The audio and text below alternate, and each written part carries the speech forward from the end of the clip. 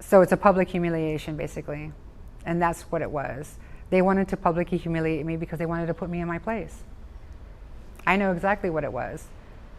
However, the Admiral saw through that as well. Thank goodness. He saw through all that dog and pony show and knew that it was, there was nothing to it, that it was just a public humiliation. So I went on with, so things happened with that. I checked back into my command. I was pissed, to say the least.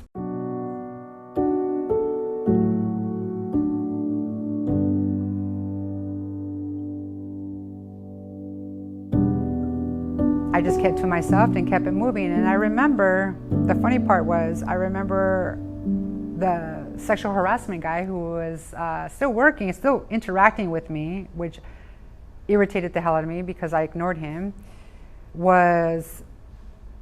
he pulls me aside and tells me about the OIC. Now, she's in charge. She's the commanding officer, basically the commanding officer of the command. So she's the OIC, officer in charge. He tells me, she's pissed at you. I said, what do you mean? He says, she's pissed that you're walking around here as if nothing happened. Meaning that I wasn't walking around with my tail between my legs, my head down, dragging my feet in depression because of what they tried to do to me. Which I found it bizarre for somebody to say that to you. So I stepped back and I said, why would that bother her or bother anybody? Because of the way that you shouldn't be acting like this. Who are you to decide that? I just couldn't understand that. So then they still felt like they lost. So then it continued because I didn't give them the response for which they wanted, even after all of that. But they didn't know me. This goes back to my original story where I grew up. I have faced so much adversity in my life earlier on that this was just, again, another obstacle. So what do I do with obstacles? I just keep moving, right? That's my theme. I just keep it moving. Fine. I had an obstacle. It happened. This happened. I was publicly humiliated. It was shameful, yeah. But was it a learning experience? Absolutely. Am I unique? Nope. Happens to a lot of people. It's happened to people better than me. So again, what do you do with it? You just keep it moving. So that's exactly what I did. And finally got out of there. Oh, and the OIC was eventually relieved because she was not good. So she was eventually relieved of her duties, and that needed to happen. That made it into the Navy Times as well. It was not a good situation at all.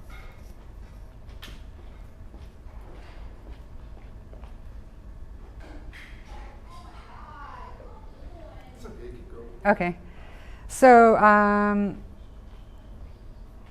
in the time that I was in Japan, I had gotten married and to my son's father, as a matter of fact.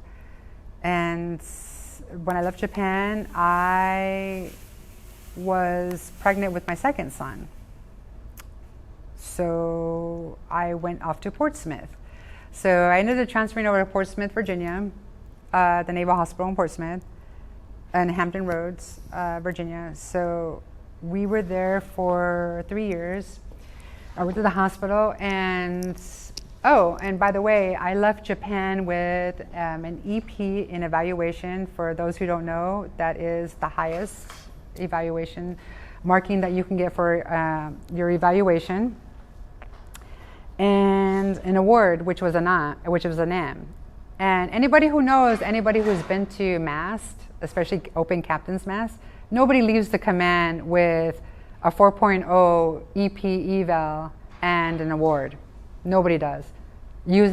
After you go to Mast, you end up with a crummy eval and no awards. So that alone tells you that they were wrong in their attempt to try to take me down. Now, however, it did affect me moving forward because it did affect my career as far as going out for Chief Petty Officer eventually. But that's neither here nor there.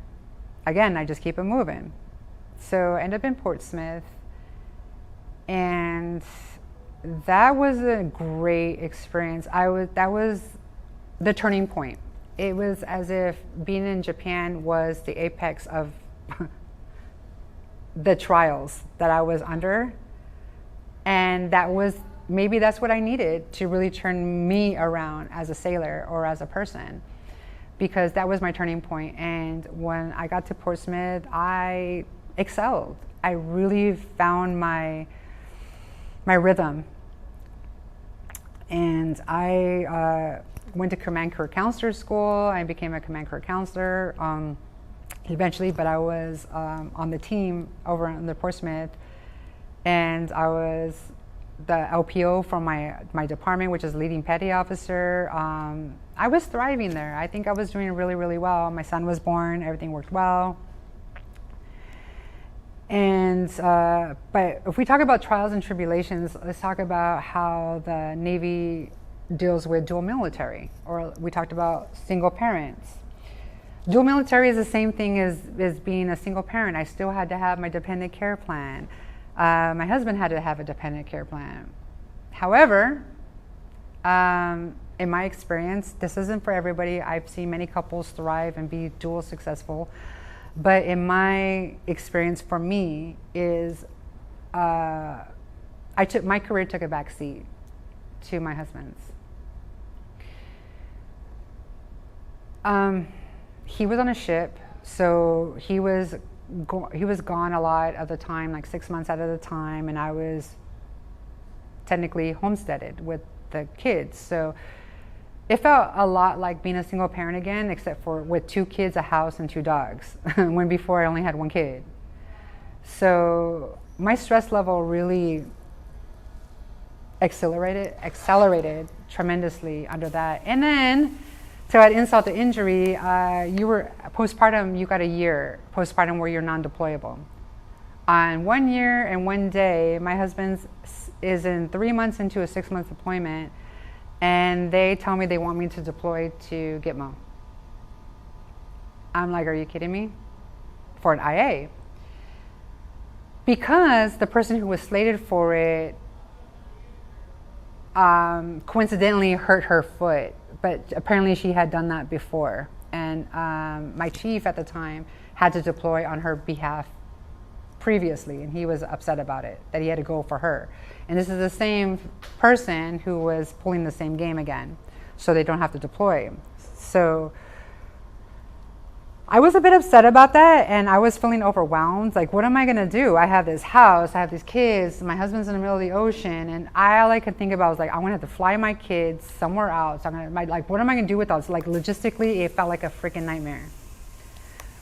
Because the way the instruction is written for females is family planning is to be done on shore duty. Now, these instructions were written before 9/11. There were no IAs.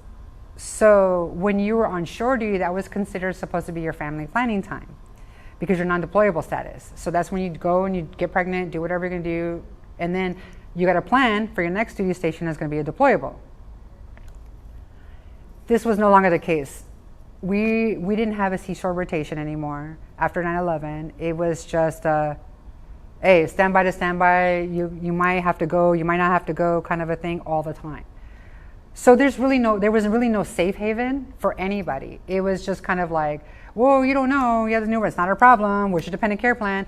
Again, unrealistic. There's no resources to help the military out as far as how do we accomplish this mission? It's as if they're still living in the 1950s where it's only a force of men and women are at home with the children. They forget that us women serve too. And yeah, you didn't issue us our children. However, am I supposed to wait until I retire and I'm 40 to start having babies? Like, are you kidding me? Like, none of it made any sense. Like, it doesn't make sense. And again, these instructions are written by people who don't have any practical, in my opinion, practical life experience in these arenas. They see it from the top, but they don't live it. So they don't know unrealistic these things are, or why we're not allocating resources to help our sailors out. Like, why are daycares not open 24 hours? Why is that not an option? You want me to be on call 24 hours, but there's no daycare available for 24 hours. And why is it not free for service members? You can't tell me it's budgeting, because we know the US government blows money on stuff all the time. That's a resource. Universal daycare would be awesome for military members. If anybody who needs it, it's military as well. So that's my little soapbox. But aside from that, so I was in Portsmouth. Yeah, I was in Portsmouth and thriving there. That happened. They wanted me to go to Gitmo. So luckily that got nixed, so I didn't have to go.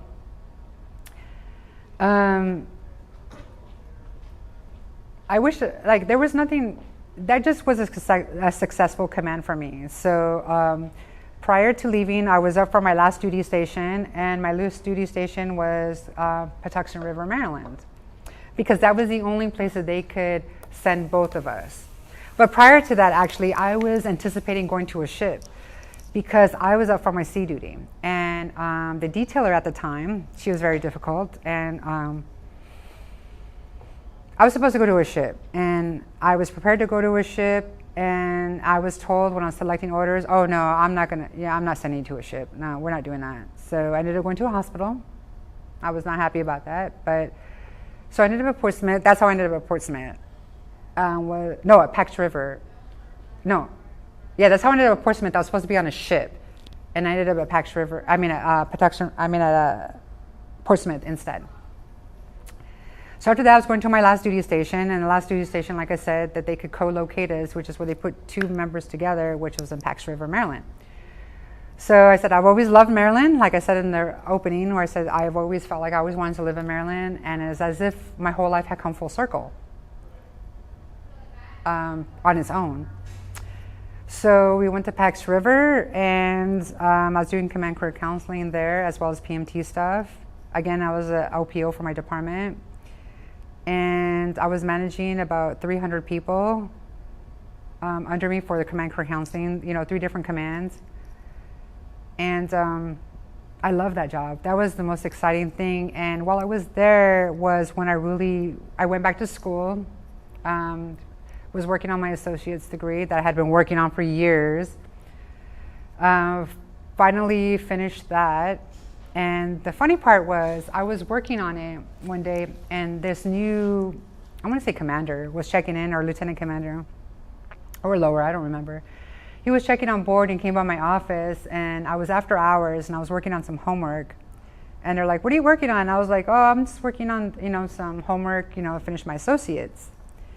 Now, need I mind you, on the exam for enlisted personnel, if you get an associate's, you get 2 points. If you get a bachelor's, you can get 4 points. These are all towards the exam, okay, the advancement exam.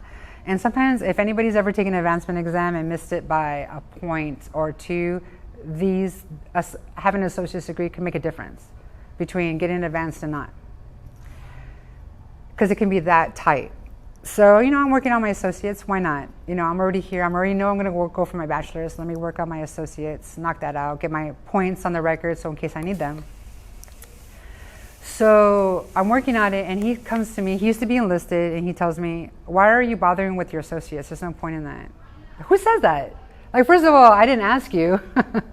And second of all, who discourages people from completing micro goals? You don't know this individual. Maybe they need a smaller goal to get to a higher goal. And not only that, let's talk about the points that you get for the advancement exam. So I just felt like that was very careless on that individual's part.